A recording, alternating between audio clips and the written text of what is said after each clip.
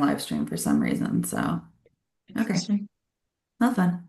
It's preparing and setting it up, and I'm gonna mute because it'll always start playing on mine. So be back.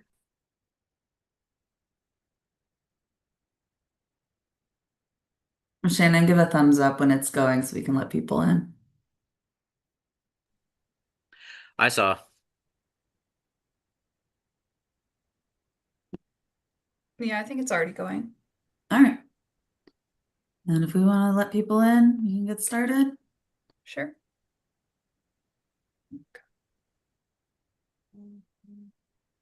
All right. Hello, everyone. Welcome to another wonderful Writer's Lunch on this Thursday afternoon. Thank you for joining us. This week, we're going to be talking about chapters, how to break up your novel. Um, but before we jump into that, next week, who is on our docket? Sean? Or no, I don't remember. I mean, I'll definitely do it. No, no, we have a plan. I just don't remember who it is. It's I'm next Anna. week. It's me. I'm It's talking about Anna. building characters. Yeah.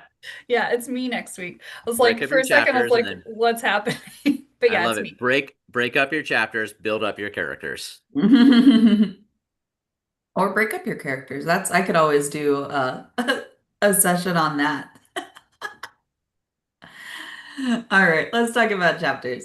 It's fun how much chapters have influenced our life and our culture. We have the idea of closing that chapter or opening a new chapter in your life. And so we're going to talk a little bit about where chapters come from. But first, who am I? Why are you listening to me? I'm Daphne Strassert. I am an author, editor, and I work mostly with romance and horror, but I specialize in genre fiction of all types.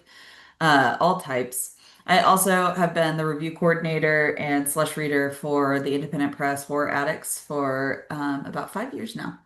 Um, and so I've worked in the genres, I've written in the genres, and I know a little bit about what I'm talking about. So, first off, why do books have chapters from a historical perspective? Where does this idea come from? The earliest use of chapters was used to organize information. People were not necessarily reading the text, they were referencing it. In fact, early on, there weren't even spaces between words. This was called, shoot. I forgot the Latin. But anyway, um, a Latin word for continuous text. So you have this idea when things start getting more complicated, specifically in legal documents, they would break it up and give it a small title that tells you what exactly you're looking at. So you don't have to read an entire document to find the information that you're looking for. So um, the idea was to organize things. And so for a long time, that's how it stayed. The idea of breaking things into chapters was not done by the author themselves, but rather was done by the editor. Scripto continua, yes. The process of division was called capitulation, which is a root word that gets us our word chapter. And as Sean mentioned in the chat, this was also done for religious texts. So for a lot of history, the Bible was divided up kind of however the person that was working on that manuscript felt like it should be divided up until around the 13th century. Either one scholar or a couple scholars, it's not clear historically who did this, um, set out to standardize the way that the gospel was broken up into chapters.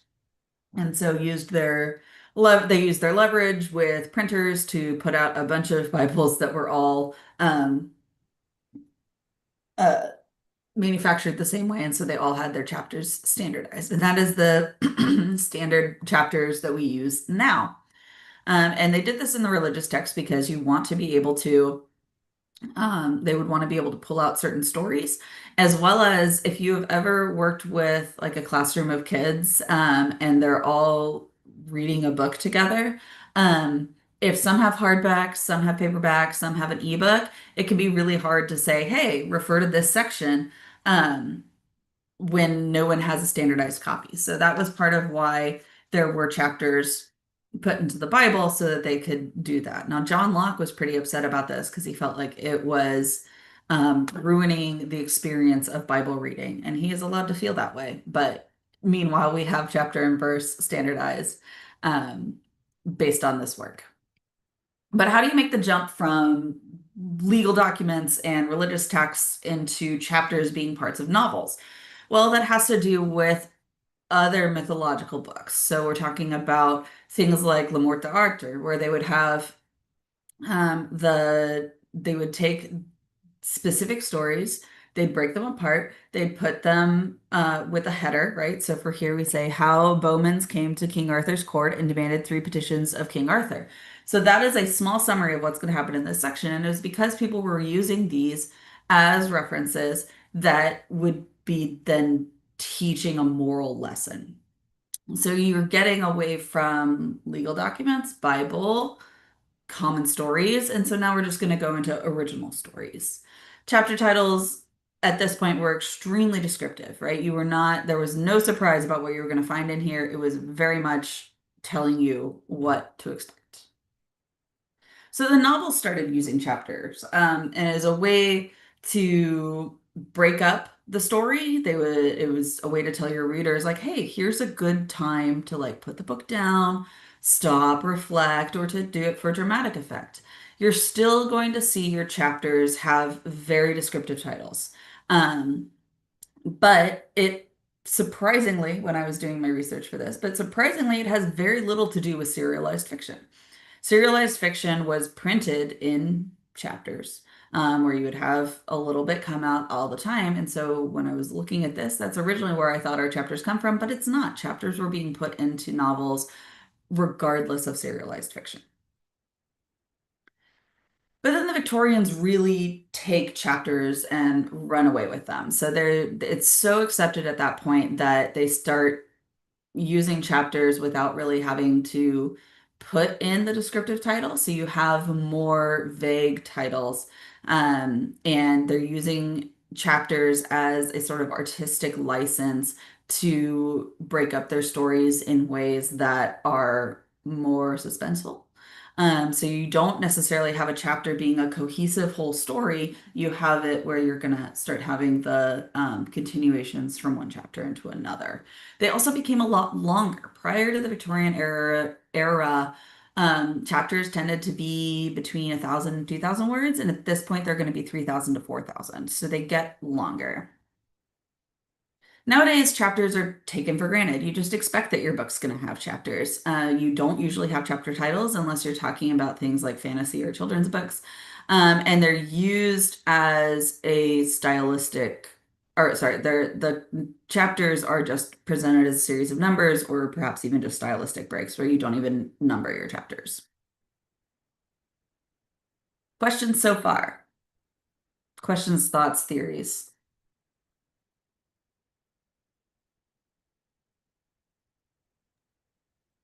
I do definitely want to go back and look at like Don Quixote, Robinson Crusoe, Orinoco, all my and wonder about those early ones, like if they even have chapters today, like were they inserted later? All my that's interesting to think about.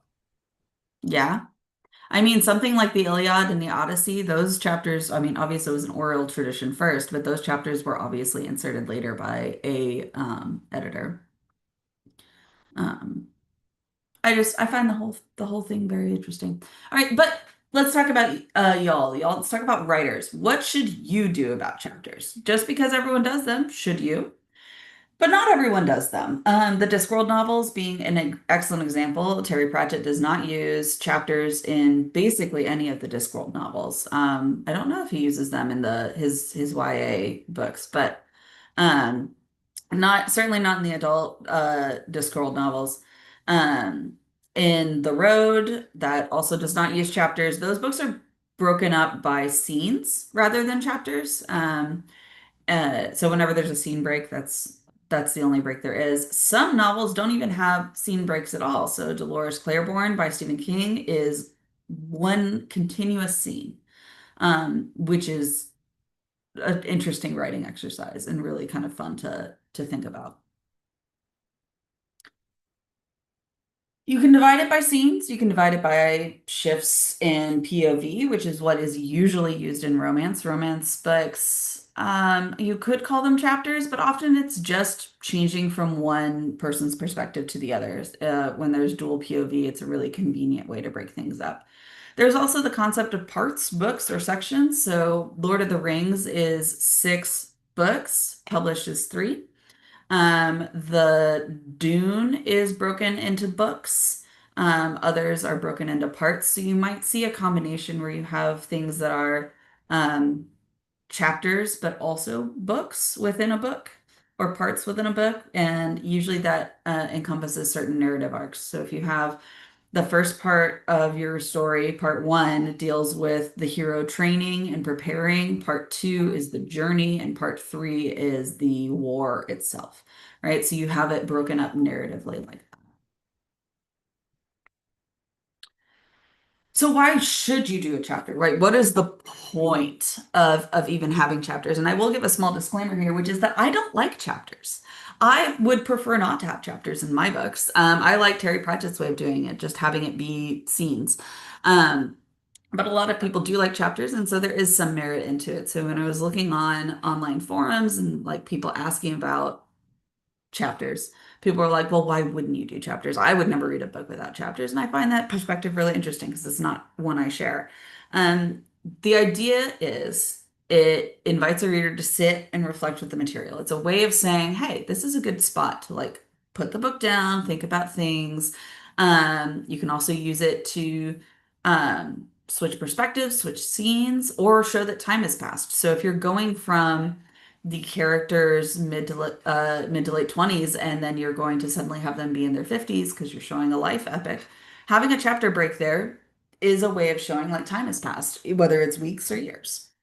It's also a way to emphasize the significance of an event. So if a character has a reveal, and is like, I don't have any brothers, chapter break, that's important. That's going to be something we're going to come back to. And having the chapter break there is a way of emphasizing that. And if you don't use chapters, the reasons I saw for people for why they don't like books that don't have chapters is because there's no clear stopping point. There's no structure. And it leaves them feeling like the work is very frantic. The book is frantic. Or conversely, that the book is dragging. And so I can't tell you if you don't use chapters whether it'll make your work seem frenetic or if it'll make it feel slow because people don't seem to agree on whether those things happen. There's a general consensus that people just don't like it. From the chat, Anna says, I love a good chapter because they give me the option to stop reading, but also if I know the chapters are short, I feel like I can read another one, like popcorn. Sean says that having no chapters leaves people feeling exhausted. Um, and those are all valid opinions. Those are all reasons to prefer having chapters. So, should you use chapters? That's a personal feeling. That's up to you. Chapters are contrived. They're artificial by nature. It's a choice of how you're going to direct the reader. But so are scene breaks, paragraphs, or sentences. The way that you structure your novel is a user experience. It's an art form. It's part of the art of writing. How do you want your reader to experience the book? And so how you use your chapters matters. If you want to include them because it's convention, that is absolutely reasonable. Most readers won't notice how you build your chapters for the most part. And so if you just want to include them as a convention, absolutely do it. If you want to play with them and have a little bit of fun, we're going to talk about ways you can do that later in the presentation. Questions, thoughts, theories so far? How many people are pro chapters? And how many people are like me and are like, I could deal without it? Well, I it am depends on the book. I mean, I feel like you can get away with a lot more playing with structure when you're reading literary or upmarket. But if I was reading something that's like brain candy and it's like, I want to make you think just by organization, I feel like this is not, you did not do the thing you thought you did.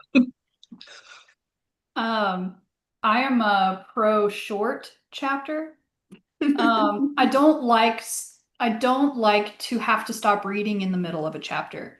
I like to come to that chapter break before I stop. And so if the chapters are like really long, I start to feel, especially when I'm like getting ready to stop reading, I'm like, oh my God, when is this chapter going to end? And I'm like just waiting to like turn the page for the chapter break.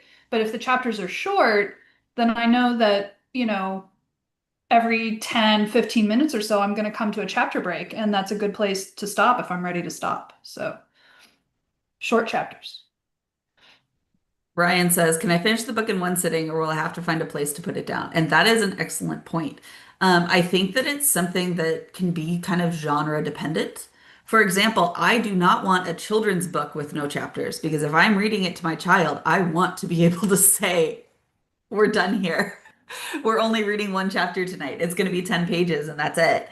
I need the chapters in children's books. But when we talk about books for me, especially romance, where I can read a romance book in one sitting, I don't care about chapters. I don't notice them half the time, and I'm definitely okay with not having them.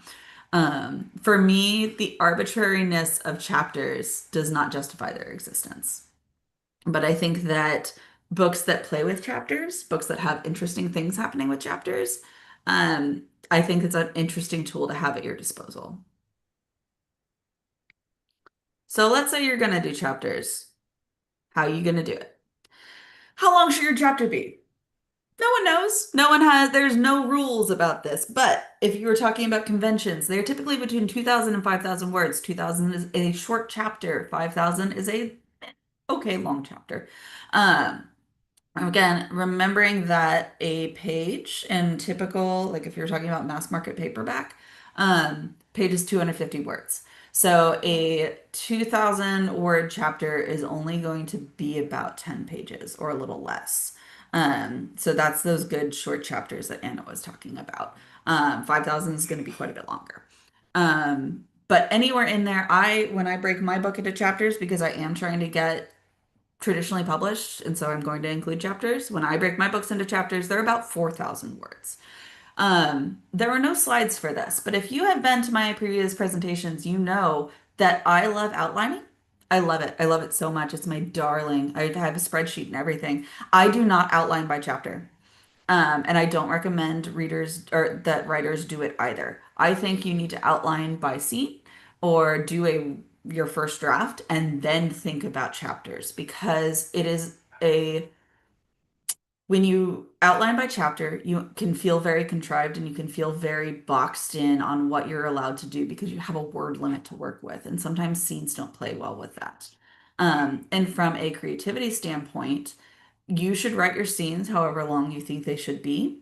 And then when you go back and you say, I'm going to break my book into more or less equal chunks of 4,000 to 5,000 words, it's an opportunity where you say, okay, I've highlighted 4,000 words. Where does that put me in my scene? Is this a good moment for me to break? Or how can I make it a good moment for me to break? Um, is there an opportunity here to change perspective, change POVs so that my scene has more impact? It's a really good writing exercise to go in after you've done your first draft or second draft, whatever you want to feel comfortable with, and break your book into chapters at that point. Um, Typically, chapters do not have to be the same length, but they're often similar lengths. If your reader has come to expect that your chapters are about 15 pages, and then you suddenly jump to a chapter that is 40 pages, you're going to have a very frustrated reader like Anna, who's like, I said just one more chapter before bed, and I'm not going to be able to do that because this chapter's 3 times as long as all the other chapters. So you can get you can get away with doing short chapters. We'll talk about that in a minute. But please don't surprise your readers with a very long chapter. From the chat. Right. Oh, no, we already did that one. Except mass market paperbacks don't exist anymore. Cry face from Anna. A 40-page chapter would kill me, and that's almost DNF worthy. Oh, the things you DNF for are so interesting to me, Anna. You and I have such different rules. I very rarely DNF because I'm very stubborn, but I That would we be do share. I but will I would read a be book. I so will finish reading a book out of spite just so I yeah, can give it a bad review. yeah, I will too. But like I would be so like I get so frustrated with long chapters that See, if I got a chapter that was like a fifth of the entire book, I would be so mad. I feel like I so rarely notice chapters because I'm often reading them as, unless I'm reading a nonfiction book, which is a whole other thing. But unless I'm reading a nonfiction book, I don't really care about chapters. It's just narrative flow. And so I absolutely will pause in the middle of a chapter and not even notice. And so that's why it would not occur to me that a chapter has gone on too long. Short chapters, if you're doing this for a creative perspective, short chapters can make your narrative feel choppy and frantic, which is good if you've got something like a thriller. Short chapters can do that, like bam, bam, bam, things happening, action really fast. Um, Works really well for those. Keep that in mind. Long chapters can make your story feel as if it's dragging. And if you are doing something really introspective, I think Mrs. Dalloway does not have chapters, but if you're doing something introspective like Mrs. Dalloway, that works in your favor. If you want to do um, play with chapter length and not have a consistent chapter length, you do you, and you can use this to your advantage. Short chapters for the action, long chapters for things that are introspective. How many chapters should you have? This, there really is no answer. It's not really important. It depends on how long your book is and how long your chapters are. If you have a huge monster book with relatively short chapters, you could be getting in the hundreds, which would be odd to see, but not deal breaking. If you are writing a short book with short chapters, you can have a lot of chapters packed into a small space. It's really not important. For things like children's books that are much more formulaic, so a chapter book such as Hank the Cowdog is going to have 12 chapters. Um, that's the way the formula works. It's 12 chapters of 2,000 words, gets you about 24,000 words, which is the length of a normal chapter book for kids. Like a Goosebumps novel is going to have almost exactly the same thing. Those are pretty standardized. With children's books, you can be a lot more formulaic. Um, Anna from the chat says Broken Tethers is 120,000 words and has like 68 chapters. So yeah, you're looking at a little, yeah, 2,000 to 4,000 word chapters, which is right in the sweet spot. Worry less about how many chapters you have and more about how long your chapters are. And if you want information on how to know how long a book should be, because there are different genre conventions, there's a blog post on the Tomeworks website for why word count matters and what word count conventions are for different genres. Should you use chapter titles? This is where fun comes back into the equation. For a very long time, the answer was no. But we're starting to have a little more whimsy in our lives now. This is common in fantasy, is almost necessary in children's fiction, but it is a personal preference. Um, there's fun to be had in naming your chapters. You can do, if you're doing something humorous, you can have even more fun with it. If you're doing something serious and you want to do chapter titles, you typically will go something with very vague. Um, if you're doing a serious work, you probably are going to omit your chapter titles and just have chapter 1, 2, 3, 12, etc. Um, but they are becoming more common. Cozy fantasy is likely to have chapter titles now, more so than it was in the past. I think that fantasy never truly gave up on chapter titles, and that's fun. That's part of the fun of it. Yeah. So, things like A Series of Unfortunate Events, which is a children's book and also humorous, had very long, wordy titles, which were delightful to experience. And you can either if you're doing your chapter titles, you can state what happens in the chapter, which is always fun. You can be really vague about what happens in the chapter, where the chapter title only makes sense after you've read the chapter. Or you can be both. You can be very explicit about what happens, but in a misleading way, which is used in humorous fiction. Taking the most absurd thing that happens in the chapter and making that the chapter title, and it leads your reader into the chapter being like, where is that going to come in? What is that going to have a bearing on in my reading experience? Questions, comments, theories, thoughts? Um, Just that the idea of there's no number of chapters, Mhm. which objectively is true, but so many times people go through very formulaic ways of saying these are the beats that you want to hit, or these are the things. And so there are a lot of prescriptions out there for how many chapters, and you can follow those absolutely, but they do contradict each other. And while they can be helpful, it doesn't mean you can't play with a formula.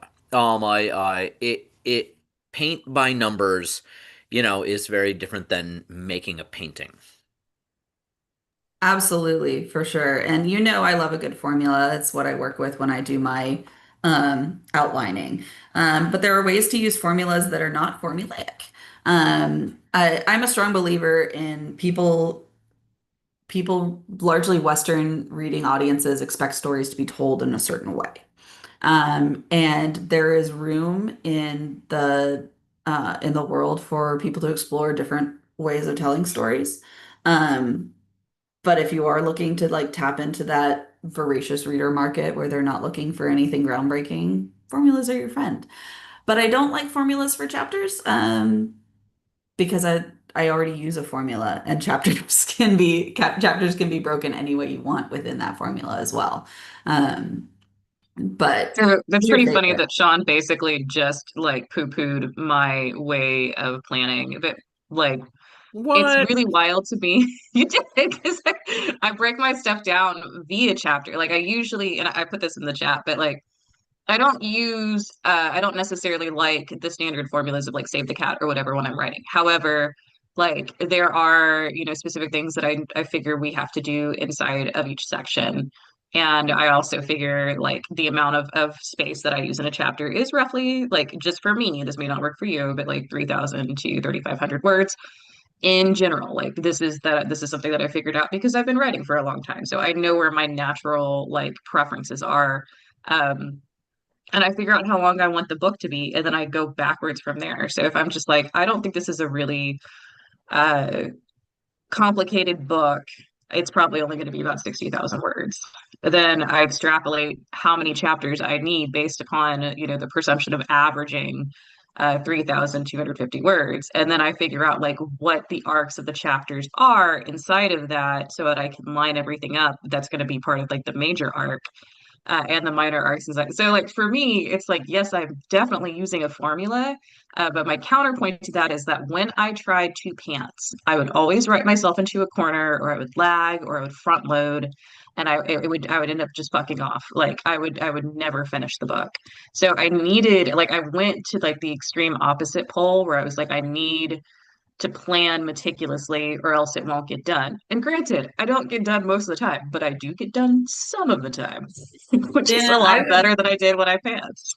I would love for us to do a presentation where we present our dueling outlining perspectives, because we like I also super plan, and I do plan by word count, but I don't do it by chapter. Yeah. Like it's explicitly non-chapter. I And so think I I think would part of love it for us too could to. be the genre that we're in because I write more like I do a lot of stuff that tends towards mystery. Even if it's not a mystery book, I tend to write things like a mystery, like the discoveries. And so I like plan based upon the discoveries that occur. And there's usually an arc of like how that discovery occurs in a chapter. And this is probably not the place to put that, but you're right. We should do a duel. Like pick your outline, rock, paper, Challenge paper. accepted for sure. That's fun. All right. So let's talk about creating compelling chapters, because what Shannon talked about there with there's ways that the reveals happen in the chapter is going to tie into this. So chapters were historically a self-contained little story. You set up the problem, you work through the problem, and you resolve the problem. But that that's still used in kids' books, but it's not how we do it for contemporary adult novels. Or The you make the problem significantly worse. or you do that. That's true. We talked about the chapter and break and invites you to stop, but as an author, your goal is usually to not let people ever put your book down. You want them picking it back up. You want them saying one more chapter, one more chapter. So if you want to keep people reading, why are we having the chapter breaks? And how do you use your chapter breaks in a compelling way?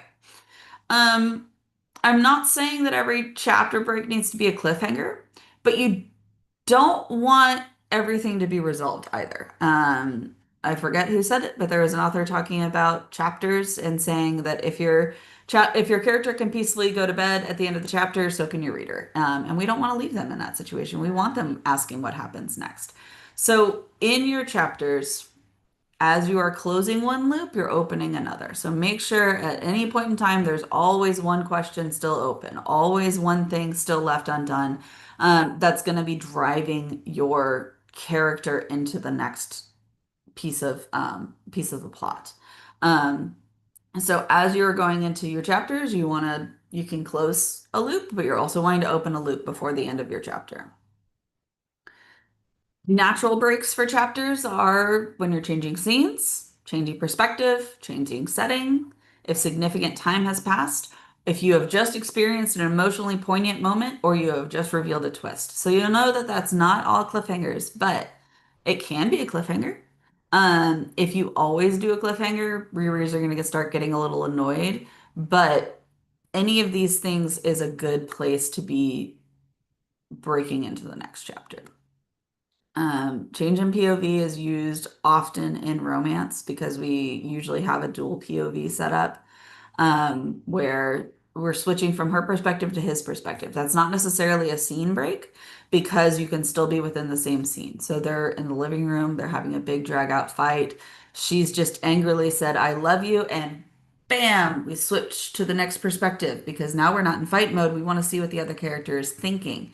And so you have a moment where this chapter is leading into something more, even more important in the next chapter, and you're drawing your reader into the next chapter. Significant time passing is a good place to do a chapter break because the the time passing is a feel within the chapter, right? So if your person put down the book at the end of the chapter and they pick it back up again, time has passed for your reader, so it makes sense for time to have passed for the characters in the book as well. Um, Now you can set up in your previous chapter that there is a goal that they're working toward where it doesn't feel as if time passing necessarily breaks the tension, right? They've upped their stats. Um, they've trained on their new skill. There's been time for their new armor to be made or time for a new spaceship to be built. And you can have the tension still carried over by the pressing need that they need to address, but still have time pass. Um, Thoughts, feelings before we move on to having fun with our chapters? That is like the most important part about chapters is how do you make your chapters compelling? I love the drama of chapters. And so it just gives you an opportunity. Like the idea of, let's say the Iliad or the Odyssey not having chapters, the Iliad or the Odyssey does still feel like it has moments when it's like, and sailed off into the sunset.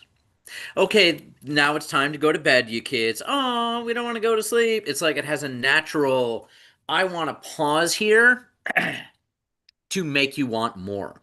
And it's only in a modern context where we have a book in front of us that you can use that. Here's a place where we stop, kids.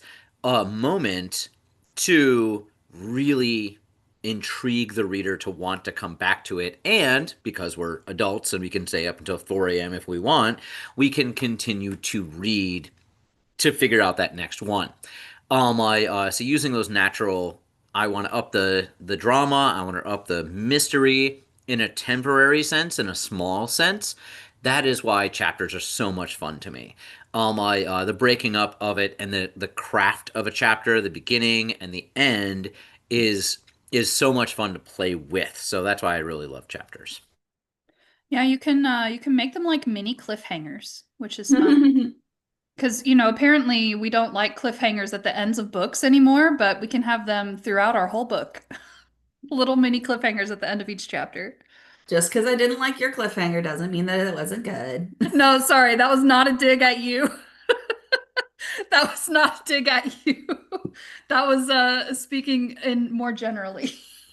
Everything has to be a standalone with series potential now. We can't do That's for sure. cliffhangers anymore. Yep. Yep, I understand. I think there's something broader when we talk about storytelling where there's a type of storytelling that passed a little bit with the advent of streaming. When we started binge watching things, our taste for bite-sized pieces of stories went away. It used to be where you could have story like Monster of the Week style storytelling, like Buffy the Vampire Slayer or Roswell or Friends, things like that, where you'd have less Friends, but you have a story. It's complete within the week. And then you have a whole week to ruminate on it before you get to see the next piece of the story. And that doesn't happen with binge watch storytelling anymore. And people treat books kind of the same way. That kind of bite-sized uh, storytelling is much rarer now. We're expected to read the whole book, and there are books that do have cliffhangers. Typically, it's more established authors putting together a duology or something that has a cliffhanger, like intended cliffhanger in it. Um, or like a big series ending with a cliffhanger before the final book. That definitely happens now too. Um, but yeah, it's just, storytelling's different now. Different. All right, for our final section, let's talk about how you can use chapters to have a little bit of fun with your life. This is an example of an extremely short chapter. One word, Keep It in the Family by John Mars. This is a it's infamous chapter 39. That is a joke across thriller readers. And it is done to excellent effect. So yeah, short chapters can be great. You can also use chapters in this crazy awesome way that Choose Your Own Adventures did, where you can use chapters to structure your book so that you can read the book in different orders and enjoy a different story as part of that. In these sorts of books, that meant that you were really only reading a fraction of the story, and there would be chapters that were left undone. However, in this example, which is Hopscotch by Julio Cortázar, excuse me, yeah. There's two ways to read the book. You can read it all the way through, or you can follow the hopscotch order that is put in the table of instructions at the beginning of the book, and you get two different experiences. And I think that that is it's a very literary thing to do. A lot of fun playing with structure. It also is very mind bendy. To take it a step even further, this is The Unfortunates by B.S. Johnson. It is 27 chapters. There is a first chapter and a last chapter, and there are all the rest in between that you can read in literally any order. It comes as a set of 27 little booklets in a box, and you can read those in any order you would like, except for the first and last have been prescribed by the author. And that is even more twisty and mind bendy, and I love it. I love that as a way of working with things. That is all for me. Questions overall? Things you want to go back and see, things you want to talk about further, ideas to share.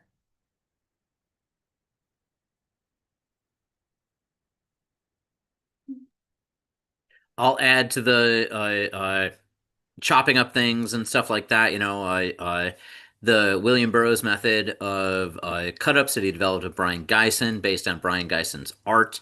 And that is that he would like write a novel and then chop up not only the chapters, but sometimes individual sections within chapters and then paste them back together. And it felt like you were jumping back and forth in time and from one character's head to another, but it was prescribed, like the author curated, it's like the example of hopscotch, but like he curated what he thought would work really well, glued back together. So much of what I experience with chapters is the humdrum we do chapters because we've always done chapters thing. And I think that's part of why I don't like them. When people do something fun with chapters, that makes me excited because I'm like, oh, yes, this is what they're for. They're for doing this, right? And so when they're the kinds of chapters that I can just like gloss over, that to me makes me question why we're even bothering. Which is why I don't want to bother. I would prefer my books not have chapters, both the ones I read and the ones I write. Um, Let me say this as well, just in response to Daphne, you saying that earlier that uh other cultures don't I prescribe or think about how many chapters, or like what kind of order of chapters, what kind of order of plot that Western readers expect. And it made me think about kind of how literary fiction is, one, it's a American, British, whatever, English writers thinking about playing with the idea of plot structure, but it's also, accepted into it very easily is writers in translation. And it does feel definitely like Middle Eastern, Asian, even some European cultures that are outside of Anglosphere, kind of ways of thinking, do definitely do chapters and do plot structures very different. And in that respect, they only come into American culture as these are literary. Oh, they're so different. They're so wild. But to their own culture, this could be completely normal. It's just us putting them in a wow, this is mind-bending kind of category. So the idea of other cultures tell stories different ways is super interesting to me. And you're right that it typically falls into literary when we talk about translations. There is a big example that is not considered literary, and that is light novels. Now, these are shorter books that came out of specifically Japan is the ones best known, but it's kind of all over Asia. The idea of light, not just necessarily in length, but in content. These are the books that are often made into web comics. They're very dialogue heavy, kind of dramatic, melodramatic sort of books. But no one would consider these literary when you translate them. But they're lots of fun. I love them personally, as I typically am a popcorn type reader. Right. Well, if there are no further thoughts, we've had a little bit of a shorter writer's lunch today. Thank you, everyone. And remember to come back next week because Anna's going to be talking about building characters. Oh, and I guess I should like sign off with who I am and where you can find me. Again, I'm Daphne Strasser. You can find me all over the internet as Daphne the Writer. I am an editor with Tomeworks Editing, which is a editing collective that is focused on specializes in genre fiction. So if you have questions about breaking up your book into chapters, you can always reach me through tomeworksedits.com. My email address is on the screen. I'm Daphne at tomeworksedits.com. And thank you once again for joining us.